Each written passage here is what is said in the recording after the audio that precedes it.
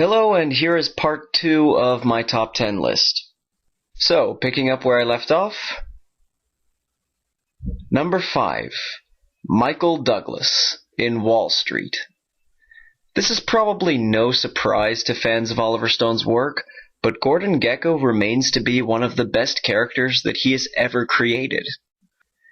But credit shouldn't just go to Stone and his co-writer Stanley Weiser, but also to Michael Douglas. Douglas abandons his earlier fame as a romantic lead and plays a man who's still charismatic and yet so nakedly ambitious that he becomes almost an enigma during the movie. He's ruthless and daring in his exploits so that you fear the persuasive temptations of his power and his greed. Roger Ebert described Gekko as not loving the rewards but the mere high of playing the Wall Street game. And it's true. Gekko speaks of greed's positive impact so convincingly that hundreds if not thousands of men and women still contribute their interest in Wall Street and stock trading to a fictional film character. Michael Douglas not only won an Oscar for his role, but he stated that people to this day approach him and thank him for the impact he had on their lives. Whether they realize that Gekko is the villain of the film is quite another discussion. But regardless of your moral stance, there's no denying that Gekko set new trends within the very industry that Stone was portraying. Certainly one of the most memorable performances that has yet been featured in an Oliver Stone movie. Number 4. James Woods in Salvador. While James Woods has been in his fair share of interesting movies, this is without a doubt my favorite one. The man was simply born to play the role of Richard Boyle. Like with most people on this list, Boyle is based on a real person who helped Oliver Stone tell his story. In the movie, Richard Boyle is a hard-drinking, womanizing journalist who spends the movie drifting from the position of anti-hero to downright scumbag. He happily mooches off of people not just for material wealth, but also for any sort of favors. He clings to past successes when it's clear that he's fallen far since then.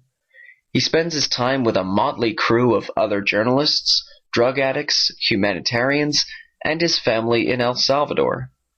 Boyle's character starts out as highly unlikable and almost funny in his relentless bullshitting. But as the movie goes on, we go from laughing at the ways he gets in trouble to actually hoping that he can make a difference. He stands up for the left-wing rebels who just want control of their country taken away from murderers and corrupt politicians. He spits in the face of the fascist U.S. military colonel who's laughably convinced of communist aggression. And ultimately, he does everything he can to get Maria and her children out of El Salvador. The complexity of his character is what makes him so fascinating, as well as the performance by James Woods himself. Richard Boyle is just one of the reasons why Salvador remains a classic film. Number 3. Tom Berenger and Willem Dafoe in Platoon. I had to make this one a tie. I couldn't pick between the two. They both balance each other so well that one just can't work as well without the other.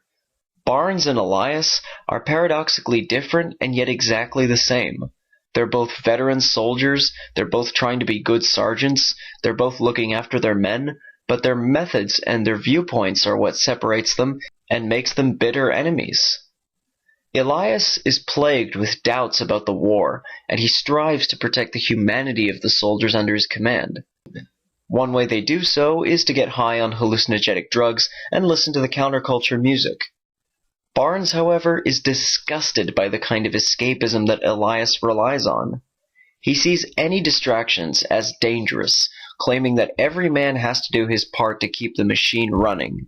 He perceives that as the only thing keeping the men alive in the face of their enemies, and he is absolutely ruthless in the ways of war. The conflict between Barnes and Elias really comes to the surface when the platoon enters a small Vietnamese village, and both men have to draw lines in the sand over how they view the war and each other.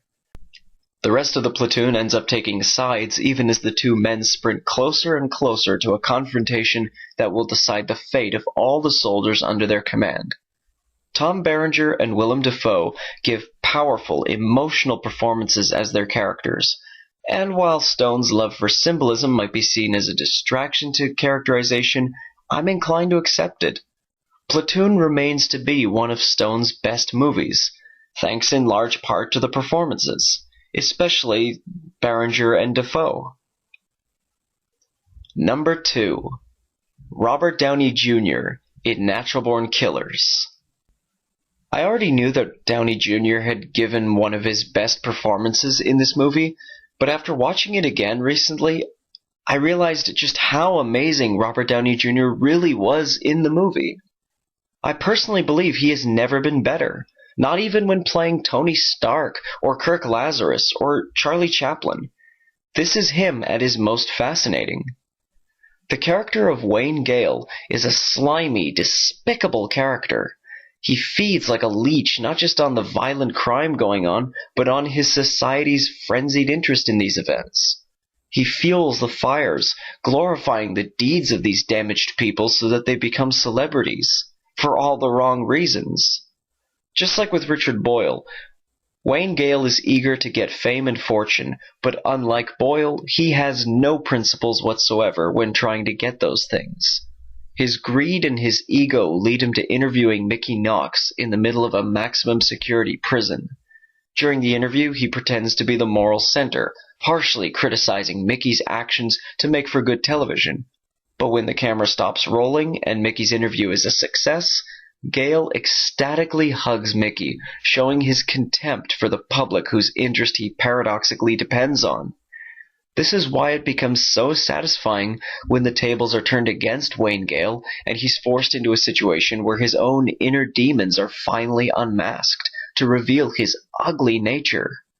Robert Downey Jr. sported a flawless Australian accent, even as he portrays a multi-layered character with so many flaws and hypocrisies. In a sense, just like with Gordon Gekko, he plays two people: the seemingly thoughtful and articulate persona in front of the television, and the greedy, adulterous attention seeker behind the camera. Wayne Gale is certainly one of the most fascinating characters of any Oliver Stone movie, and Robert Downey Jr. was flawless in performing that character. And now for number 1, Anthony Hopkins in the movie Nixon. It takes a lot to assume the character of someone whom you hardly resemble physically. The audience notices this and will be especially skeptical. The task is more difficult, but for a man like Anthony Hopkins, he is certainly capable of bringing Richard Nixon to the big screen. In what I can only call one of the best biopics ever made, Oliver Stone examines that president which he has so many reasons to rightfully despise. However, much to the shock of everyone, Stone managed to curb his bias by examining Nixon's character from more than just the paranoia and the egomaniacal lust for power. We see his crippling lack of self-worth, his genuine religious struggles, his escape into alcoholism, and his attempts to build a glorious legacy for himself and his country. We see how the system is what truly destroys him, pushing him further and further into the abyss. By the end, he's on his knees, sobbing as he asks why he must be made into such a pariah after all he tried to do. He's almost completely unable to see what he did wrong, because he was so sure he was doing the right thing. This delusion is dangerous to anyone, but with Richard Nixon, he was the President of the United States, which makes his comeuppance all the more dramatic.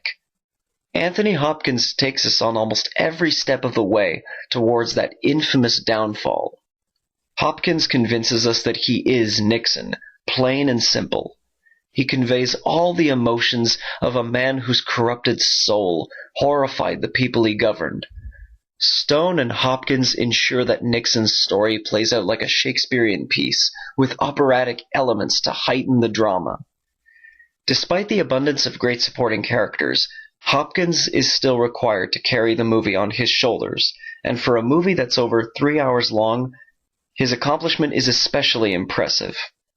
While we could argue for hours about what Stone got right and what he got wrong in this movie, There is absolutely no denying its power as a biopic, capturing the feelings of that age, especially towards the fascinating character of Richard Nixon.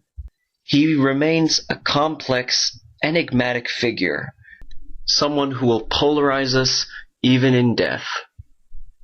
And so this completes my top 10 list of performances in an Oliver Stone movie. I hope you agree with the list, or at least appreciate my reasons, and I wish you all a pleasant evening.